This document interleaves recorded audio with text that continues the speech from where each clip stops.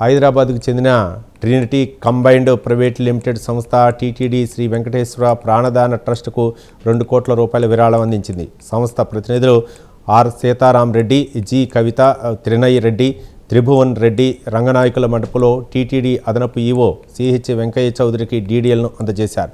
అనంతరం వేద పండితులు సంస్థ ప్రతినిధులకు ఆశీర్వచనం అందించారు. టీటీడీ అధికారులు దాతల్ని శ్రీవారి పట్టు వస్త్రంతో సత్కరించి తీర్థ ప్రసాదాలు అందజేశారు.